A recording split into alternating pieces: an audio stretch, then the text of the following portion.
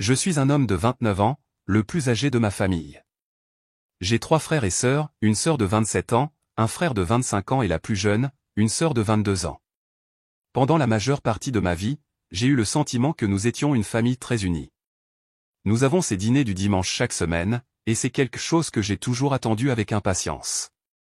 Les vacances, les anniversaires et même les rencontres improvisées en week-end, ma famille a toujours été au centre de ma vie sociale.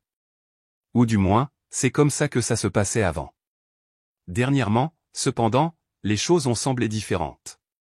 C'est difficile à expliquer, mais il y a eu un changement étrange dans la façon dont tout le monde agit autour de moi. Au début, je pensais que je l'imaginais. J'arrivais au dîner, et il semblait que je ratais des parties de la conversation. Ils riaient de quelque chose qui s'était passé, et lorsque je demandais de quoi ils parlaient, j'obtenais des réponses vagues comme « Oh, on se mettait juste à jour » ou « Il fallait y être ». Je me suis dit que j'étais paranoïaque. Je me suis dit que c'était peut-être juste mon anxiété qui me faisait trop interpréter les choses. Mais ensuite, j'ai vu quelque chose qui ne m'a pas plu. C'était un mardi soir au hasard, et je faisais défiler Instagram avant de me coucher. La petite amie de mon frère avait publié une story, c'était une photo de ma famille dans un restaurant, un bon restaurant en plus, du genre que nous réservons habituellement pour des occasions spéciales. Ils avaient tous l'air heureux, riant ensemble. Mais le problème, c'est que je n'y étais pas. Je n'en avais même pas été informé. Au début, je me suis dit que c'était peut-être une vieille photo, mais l'horodatage datait de ce soir-là. Le lendemain, je l'ai évoqué avec ma mère sans trop en faire. Je ne voulais pas paraître accusateur, alors j'ai juste mentionné que j'avais vu la photo et lui ai demandé s'ils avaient passé un bon moment. Elle m'a fait ce sourire bizarre, presque coupable, et a dit « Oh, c'était juste une chose de dernière minute. On pensait que tu étais occupé par le travail. » Ça ne collait pas. Mon emploi du temps n'est pas exactement imprévisible, et même si c'était le cas, ils prennent généralement de mes nouvelles. Je n'ai pas insisté, mais plus j'y pensais, plus je me sentais mal à l'aise. Quelques jours plus tard, je traînais avec ma meilleure amie, et je lui ai raconté ce qui s'était passé. Elle a convenu que c'était étrange et m'a dit que je devrais simplement leur demander directement s'il se passait quelque chose. Je voulais le faire, mais l'idée même m'a donné envie de vomir. J'avais peur de ce que je pourrais découvrir, alors j'ai décidé de laisser tomber et d'espérer que ce n'était qu'un cas isolé. Mais ce ne l'était pas. Au cours des semaines suivantes, j'ai commencé à remarquer de plus en plus d'événements auxquels je n'étais pas invité, de petites choses au début, des brunchs, des soirées-jeux, un voyage à la plage. Je ne l'ai appris que grâce aux publications sur les réseaux sociaux ou aux commentaires aléatoires dans nos chats de groupe. Ce n'était pas non plus une seule personne qui me laissait de côté. Il semblait que tout le monde était au courant, et je ne savais pas pourquoi. C'est alors que j'ai décidé de faire plus attention. J'ai regardé le chat de groupe familial et j'ai réalisé qu'il y avait des blagues et des références que je ne comprenais pas, des choses pour lesquelles je n'avais aucun contexte. J'avais l'impression qu'il existait 2 versions différentes de ma famille, celle dont je faisais partie et celle dont je ne faisais pas partie. J'ai décidé que je devais les confronter, mais chaque fois que je prenais mon courage à 2 mains, quelque chose m'arrêtait. Il est difficile de décrire le sentiment de se tenir dans une pièce pleine de gens que vous aimez et de réaliser soudainement que vous êtes un étranger. Je me suis dit que j'avais peut-être fait quelque chose pour les bouleverser, mais je n'arrivais pas à penser à quelque chose de précis. Je n'avais eu aucune dispute majeure avec qui que ce soit récemment, et pour autant que je sache, les choses allaient bien entre nous. Le point de rupture est arrivé dimanche dernier. Nous dînons habituellement chez mes parents, mais ma mère m'a appelé l'après-midi pour dire qu'il reprogrammait. Elle n'a pas donné de raison, elle a juste dit qu'il me ferait savoir quand il planifierait le prochain. J'étais un peu déçu, mais je me suis dit que quelque chose avait peut-être surgi. Plus tard dans la soirée, je faisais à nouveau défiler Instagram, et voilà, un autre post de la petite amie de mon frère. C'était une photo de groupe de tous chez mes parents, en train de dîner comme d'habitude. Toute ma famille était là, sauf moi. Ils avaient fait le dîner du dimanche sans moi et ne s'étaient même pas donné la peine de me le dire. C'est là que tout a cliqué. Ce n'était pas seulement quelques invitations manquées au hasard, ils m'excluaient délibérément. J'ai ressenti comme un coup de poing dans l'estomac. Je voulais les appeler tout de suite, mais je n'y suis pas arrivé. Je suis resté assis là, à regarder la photo, essayant de comprendre ce qui avait pu changer si soudainement. J'ai passé les jours suivants à les éviter. J'ai évité de répondre aux textos et je n'ai pas répondu dans le chat de groupe. Je ne savais pas comment les affronter sans m'effondrer ou me mettre en colère. Entre-temps, j'ai commencé à faire plus attention à leurs publications sur les réseaux sociaux et aux choses qu'ils se disaient. Je cherchais le moindre indice de ce que j'aurais pu faire de mal, mais il n'y avait rien d'évident. Cela a atteint un point où je ne pouvais plus l'ignorer. J'ai posté sur Reddit, en demandant si quelqu'un d'autre avait vécu quelque chose de similaire. Les réponses ont été accablantes.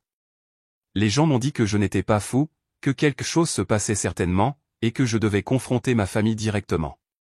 Juste au moment où je pensais que les choses ne pouvaient pas devenir plus étranges, j'ai reçu un message privé d'un compte anonyme. Il disait « Je sais pourquoi il vous évite, mais vous n'êtes pas encore prêt à l'entendre. » Avant que je puisse répondre, le message a été supprimé. Je suis resté là, les yeux rivés sur mon écran, plus confus que jamais. Qu'est-ce qui pouvait être si important qu'ils aient ressenti le besoin de me le cacher? J'ai réalisé que je ne pouvais plus éviter cela. Je devais les confronter et découvrir la vérité, aussi douloureuse soit-elle. Mise à jour 1. J'en ai eu assez. Je ne pouvais pas continuer à deviner pourquoi ma propre famille me rejetait, alors j'ai fait un plan. Ma mère avait mentionné un brunch familial informel dans un café voisin ce week-end. Je me suis dit que ce serait le moment idéal pour les confronter. J'étais terriblement nerveux, mais déterminé. Je ne pouvais plus l'ignorer, pas après les avoir vus poster à propos d'un autre dîner sans moi. Je suis arrivé tôt et je leur ai trouvé une table, essayant de maîtriser mes nerfs. Un par un, ils sont arrivés, mon frère, puis mes sœurs, et enfin mes parents. Ils semblaient tous surpris de me voir déjà là, presque comme s'ils ne s'attendaient pas à ce que j'arrive. J'ai d'abord fait la conversation, essayant de rester décontracté jusqu'à ce que tout le monde soit installé, mais la tension était palpable. Mon frère n'arrêtait pas de regarder son téléphone, ma sœur était inhabituellement silencieuse, et ma mère avait l'air de se forcer à sourire. Nous avons commandé à manger, et j'ai décidé d'aller droit au but. J'ai évoqué la photo que j'avais vue sur Instagram, celle où ils étaient tous en train de dîner sans moi. Je m'attendais peut-être à un peu de culpabilité ou à des excuses, mais au lieu de cela, ils se sont juste regardés comme s'ils avaient été pris au dépourvu. Ma mère a rapidement essayé de minimiser les choses, en disant qu'ils pensaient que j'étais occupé par le travail, mais je n'y croyais pas. Ce n'était pas la première fois que cela se produisait. J'ai insisté, en énumérant les événements spécifiques dont j'avais eu connaissance par les réseaux sociaux, la journée à la plage, les brunchs, l'escapade du week-end. La table est devenue silencieuse, on aurait pu entendre une mouche voler. Mon frère a jeté un coup d'œil à ma mère, comme s'il voulait dire quelque chose mais n'osait pas. Ma plus jeune sœur a commencé à jouer avec sa serviette, évitant tout contact visuel. Le silence s'est prolongé, et j'ai eu l'impression que tout le café nous observait. Je m'en fichais. Je leur ai demandé carrément si j'avais fait quelque chose de mal. Les avais-je bouleversés? Y avait-il une raison pour laquelle j'étais ainsi exclu? Ma voix s'est élevée, et j'ai senti les larmes monter, mais je les ai retenues. Je tremblais, mais j'avais besoin de réponses. Ma mère a commencé à dire que ce n'était pas grave, que je faisais un plat de rien. Mon frère l'a interrompu, l'air frustré. Il a lancé qu'il y avait une raison pour laquelle il ne m'avait pas inclus, mais que c'était compliqué. Mon père lui a lancé un regard d'avertissement, mais le mal était déjà fait.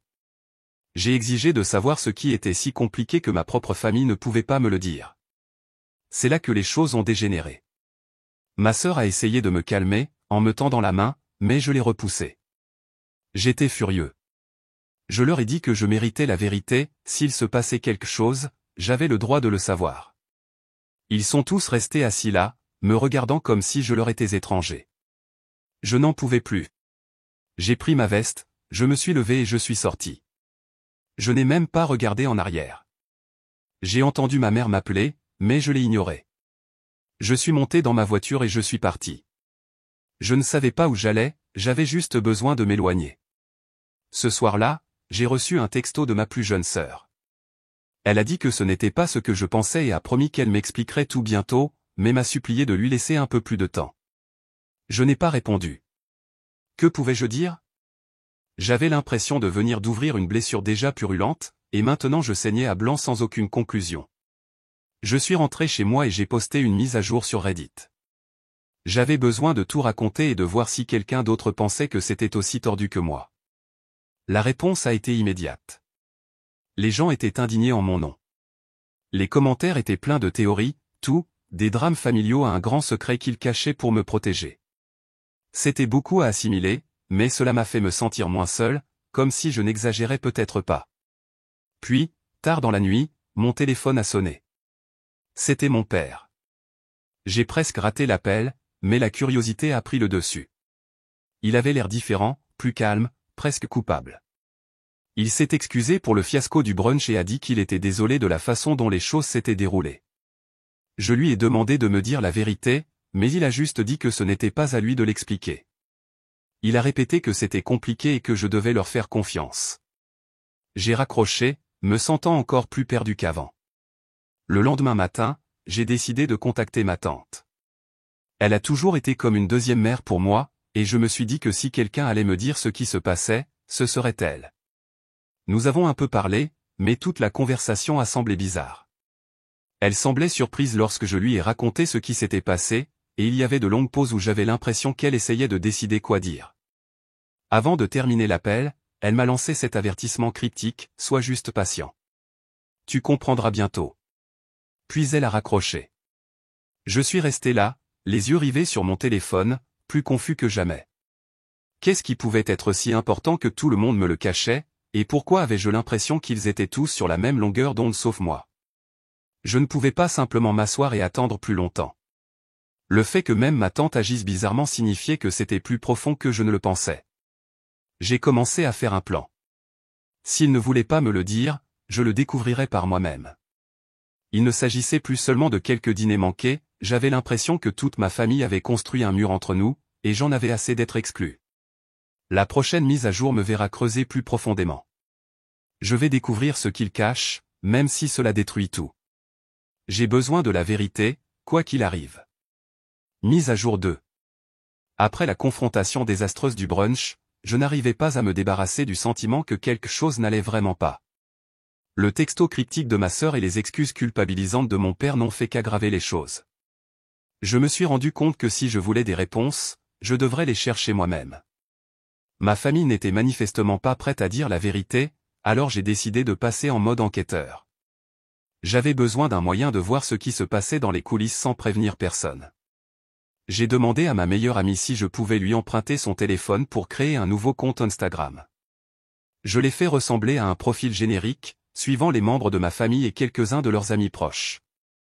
Je me suis dit que si je ratais des événements, il pourrait y avoir des indices que je pourrais trouver grâce à leurs publications ou à leurs stories. Il n'a pas fallu longtemps pour que quelque chose se produise. Quelques jours plus tard, ma plus jeune sœur a posté une story Instagram d'elle et de mon frère dans ce qui ressemblait à une réunion familiale informelle. Mais c'était une capture d'écran d'un échange de textos qu'elle devait avoir posté par erreur. Dans le coin de la capture d'écran, j'ai remarqué le nom du chat de groupe, Family Time, NoOP, mon cœur s'est arrêté. J'ai pris une capture d'écran rapide avant qu'elle ne puisse la supprimer. Voilà, juste devant moi, ils avaient effectivement un chat de groupe spécifiquement sans moi. Ce n'était pas seulement quelques invitations manquées, ils avaient créé tout un espace pour parler dans mon dos. Je me suis senti malade, mais je savais que je devais jouer intelligemment.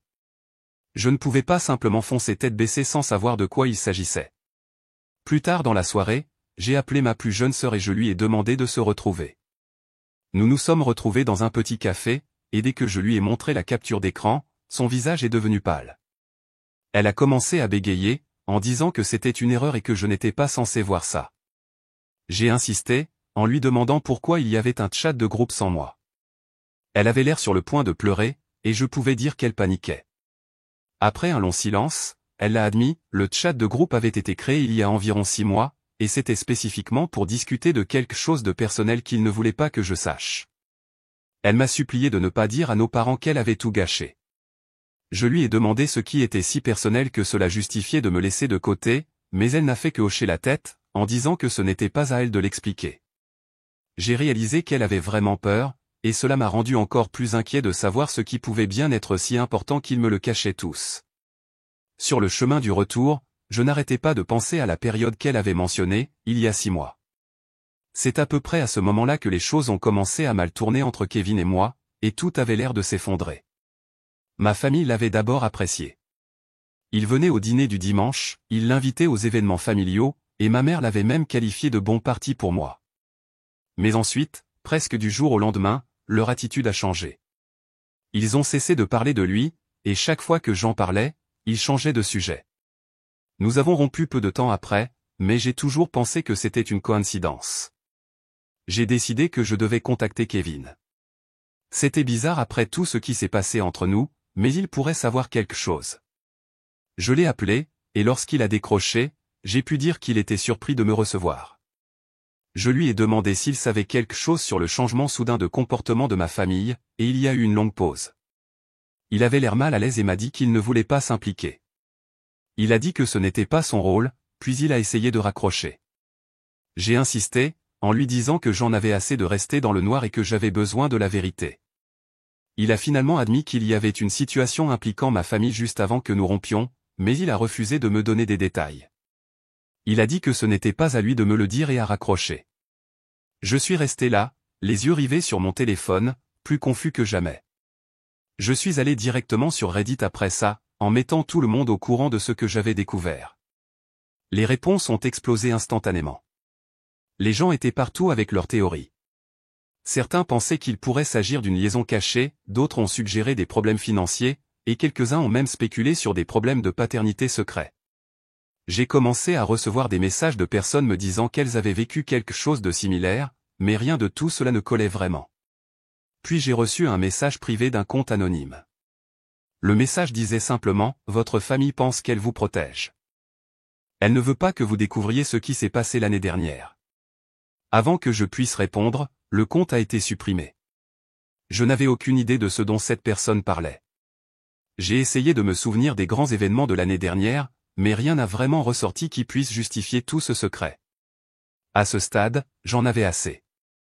Je suis allé directement chez mes parents, déterminé à obtenir des réponses. Je suis entré sans frapper, les prenant tous les deux au dépourvu. Je n'ai pas perdu de temps avec les banalités. Je leur ai dit que je connaissais le chat de groupe secret et j'ai exigé qu'ils me disent pourquoi j'étais exclu. Ma mère avait l'air sur le point de pleurer, et mon père ne faisait que fixer le sol, évitant mon regard. Avant que l'un d'eux puisse parler, mon frère est entré par la porte d'entrée. Il a jeté un coup d'œil à la scène et a explosé.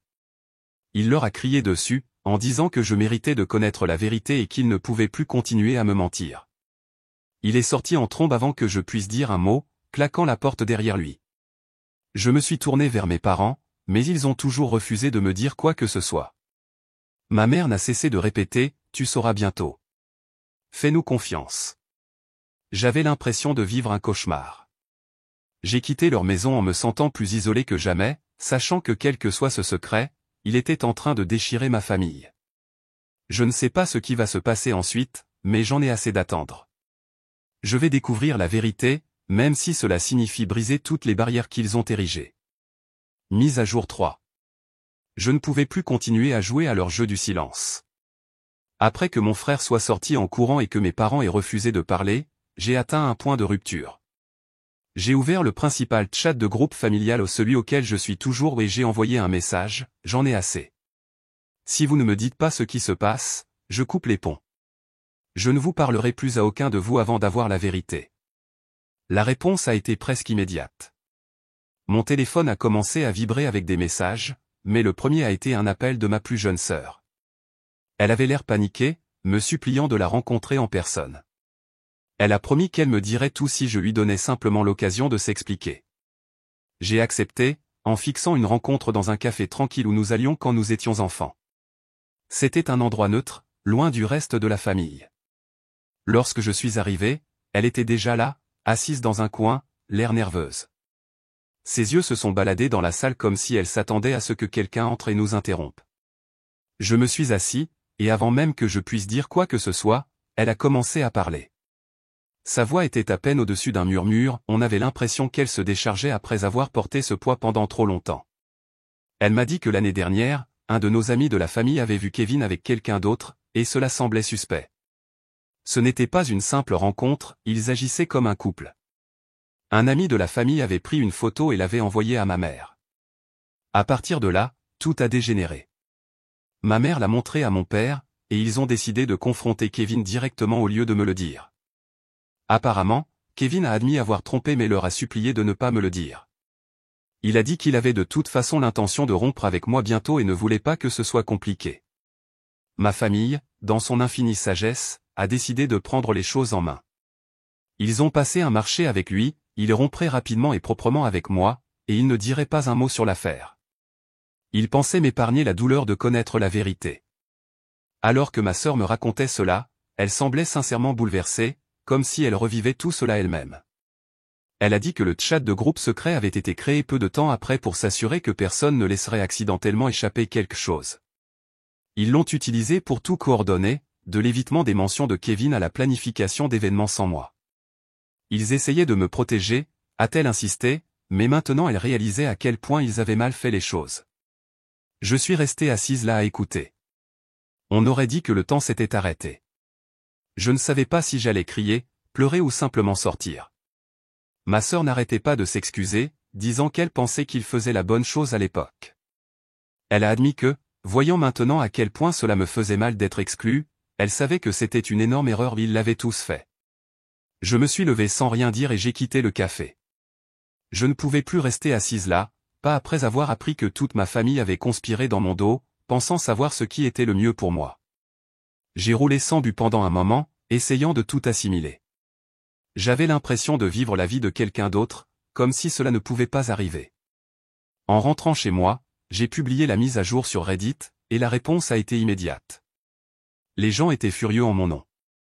Les commentaires étaient pleins d'indignation, qualifiant cela d'énorme trahison de confiance.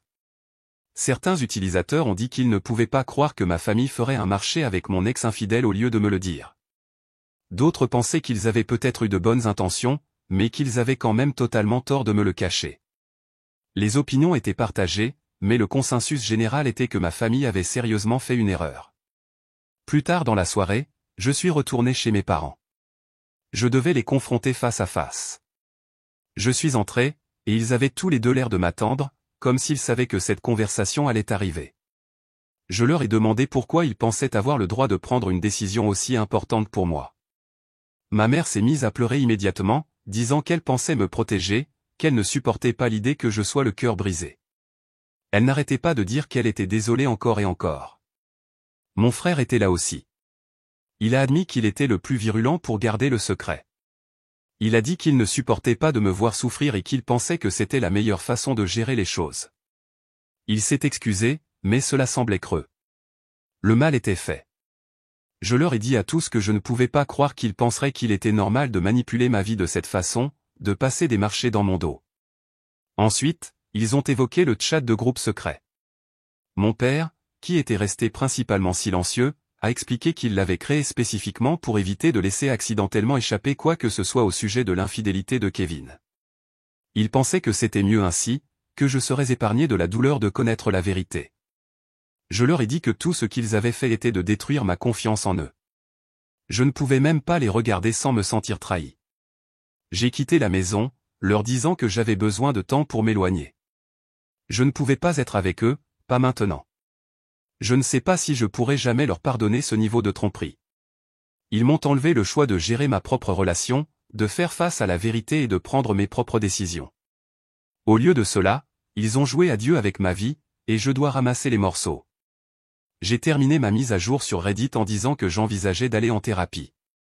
Je ne sais pas comment traiter tout ce qui s'est passé, et j'ai l'impression d'avoir besoin d'aide pour gérer cette trahison. J'ai remercié tout le monde pour son soutien jusqu'à présent, les commentaires ont été une bouée de sauvetage pour moi d'une manière à laquelle je ne m'attendais pas.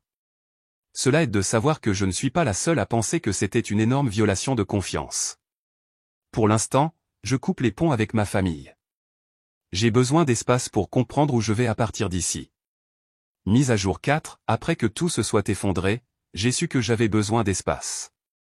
Je ne pouvais pas supporter les messages et les appels constants de ma famille, chacun d'eux essayant d'expliquer ou de s'excuser à sa manière. J'ai coupé le son du chat de groupe et je les ai bloqués sur les réseaux sociaux. J'avais besoin de temps pour traiter ce que j'avais appris sans leur voix dans ma tête. Pendant un mois entier, je n'ai eu aucun contact. C'était comme une cure de désintoxication, mais avec une douleur constante qui ne s'est jamais vraiment estompée. Pendant ce temps, j'ai décidé de consulter un thérapeute.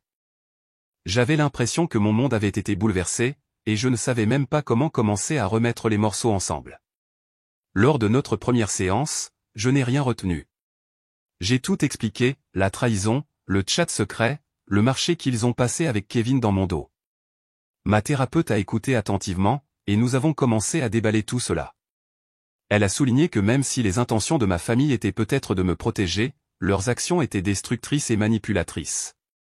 Il a été validant d'entendre que je n'exagérais pas. Environ 2 semaines après ma rupture avec eux, j'ai reçu un courriel inattendu de Kevin. J'ai failli le supprimer sans le lire, mais la curiosité a pris le dessus. C'était un long message rempli d'excuses. Il a dit qu'il regrettait tout, la tromperie, les mensonges, la façon dont il avait géré notre rupture. Il a admis que ma famille l'avait poussé à mettre fin aux choses rapidement, et il n'avait pas résisté parce qu'il pensait que ce serait plus facile. Il a écrit qu'il souhaitait avoir été honnête avec moi dès le début et qu'il était désolé pour la douleur qu'il avait causée. Lire ces paroles a été comme rouvrir une vieille blessure. Cela a ravivé des souvenirs que j'avais essayé d'enterrer, et je n'ai pu m'empêcher de me demander dans quelle mesure notre rupture était vraiment ma décision et dans quelle mesure elle avait été orchestrée par ma famille. J'ai partagé le courriel avec ma thérapeute, et elle m'a aidé à gérer les émotions qu'il avait suscitées. Elle m'a conseillé de ne pas répondre, du moins pas tout de suite, et de me concentrer sur le traitement de ce que cela signifiait pour moi plutôt que de replonger dans le chaos. Puis, de nulle part, ma tante a appelé. C'est à elle que j'avais contacté au début, en espérant obtenir des réponses. Elle était restée en dehors du drame jusqu'à présent, mais il semblait qu'elle avait finalement entendu parler des retombées. Nous nous sommes rencontrés, et elle n'a pas perdu de temps pour aller droit au but.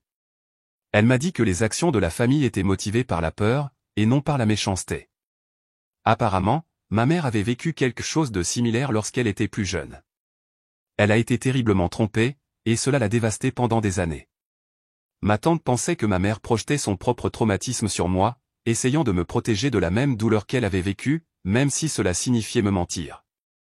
Entendre cela a été comme trouver une autre pièce du puzzle. Cela n'excusait pas ce qu'ils avaient fait, mais cela m'a donné un certain contexte.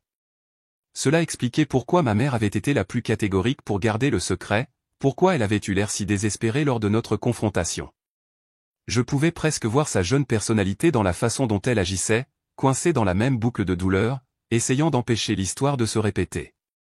Mon frère m'a contacté ensuite, suggérant d'essayer la thérapie familiale.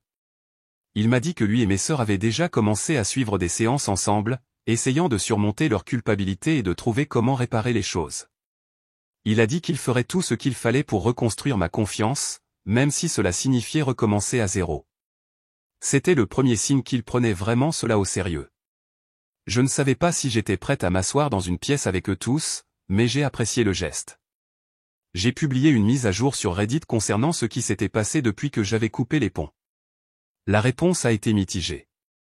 Certaines personnes pensaient que j'avais raison de garder mes distances, disant que j'avais besoin de temps pour guérir avant même de penser à une réconciliation. D'autres ont suggéré de donner une chance à la thérapie familiale, notant que la volonté de ma famille d'y aller montrait un remords sincère. Cela m'a donné beaucoup de choses à considérer. La prochaine surprise est venue de ma meilleure amie. Elle m'a mise à part un soir et a admis qu'elle avait senti que quelque chose n'allait pas l'année dernière. Elle avait remarqué à quel point ma famille agissait bizarrement avec Kevin, mais elle n'avait aucune preuve et ne voulait pas aggraver les choses en le mentionnant sans preuve. Elle a dit qu'elle se sentait coupable de ne pas me l'avoir dit plus tôt, mais qu'elle était en colère en mon nom depuis. Elle a même proposé de venir avec moi à une séance de thérapie si j'avais besoin de soutien moral. J'ai décidé d'avoir une conversation individuelle avec mon père d'abord. Il avait été le plus silencieux dans tout cela, et je voulais entendre son point de vue. Nous nous sommes rencontrés dans un parc, loin de la maison et de toute distraction. Il n'a pas essayé de défendre ce qui s'était passé, au lieu de cela, il m'a regardé dans les yeux et s'est excusé. Il a dit qu'il n'était pas d'accord avec le plan dès le départ, mais qu'il y avait participé parce qu'il ne voulait pas contrarier ma mère. Il a admis qu'il avait l'impression d'avoir échoué en tant que parent, qu'il aurait dû me défendre et dire la vérité. Pour la première fois depuis le début de tout cela, j'ai senti une petite fissure dans le mur que j'avais construit. Son honnêteté n'a pas tout arrangé, mais c'était un début. Cela m'a aidé à voir que ce n'était pas une décision facile pour aucun d'eux, et cela m'a fait envisager la possibilité du pardon.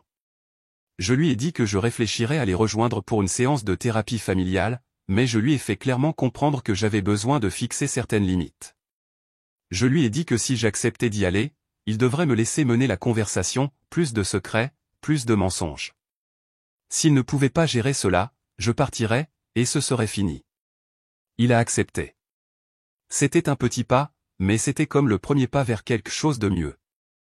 Je ne suis toujours pas sûr de ce que nous allons faire à partir de maintenant, mais au moins, nous ne sommes plus coincés dans le même cycle de silence et d'évitement. Pour l'instant, je prends les choses jour après jour. Ce sera un long chemin, mais peut-être, juste peut-être, il y a un moyen d'avancer.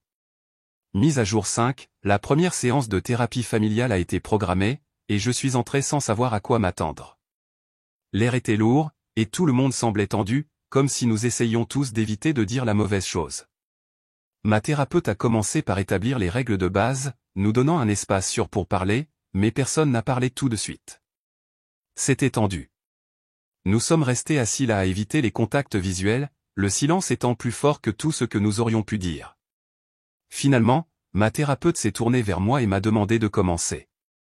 J'ai pris une profonde inspiration et j'ai tout expliqué, la trahison que j'ai ressentie à cause du chat de groupe secret, les mensonges qu'ils m'ont dit à propos de Kevin, et comment ils avaient pris des décisions pour moi sans jamais me demander ce que je voulais. Je n'ai rien adouci. Je leur ai juste dit ce qui s'était passé et comment cela m'avait fait mal.